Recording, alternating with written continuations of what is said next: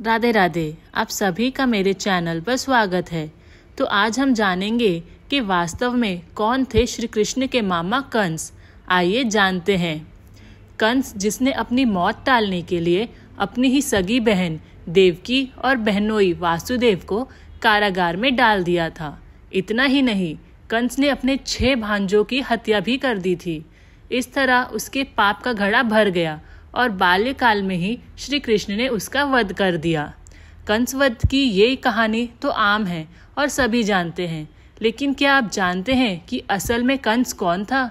दरअसल इसके पीछे एक बहुत बड़ा रहस्य है।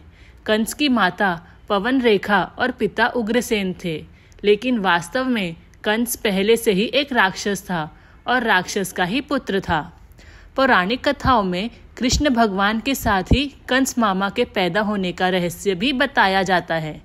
इन कथाओं के मुताबिक कंस अपने पिछले जन्म में एक राक्षस था जिसका नाम कालनेमी था। एक बार देवासुर संग्राम हुआ।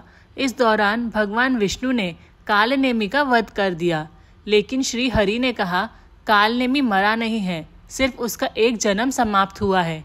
वह पहले भी असुर रूप में जन्म ले चुका है और आगे भी असुर बनकर पैदा होगा।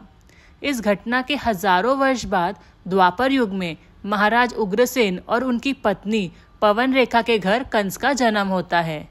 कंस के पिता भले ही उग्रसेन हैं, लेकिन कथाओं के अनुसार वह उनका पुत्र नहीं था। हुआ यूं कि एक बार रानी पवन रेखा विवाह के बाद अपने मायके गई थी। एक दिन उन पर एक गंधर्व की नजर पड़ गई और वह उन पर मोहित हो गया। इसके बाद गंधर्व ने माया फैलाकर रानी पवन रेखा को अपने वश में कर लिया। इसके कुछ दिन बाद रानी ने एक पुत्र को जन्म दिया। यही पुत्र कंस था और इसके असुरी प्रभाव बचपन से ही दिखने लगे थे। बड़ा होते होते कंस अत्याचारी और घमंडी होता चला गया। तो ये थी श्री कृष्ण के मामा कंस की कहानी। अगर आपको ये कहानी अच्छी लगी हो तो प्लीज़ मेरे चैनल को सब्सक्राइब करें। Thank you. राधे राधे।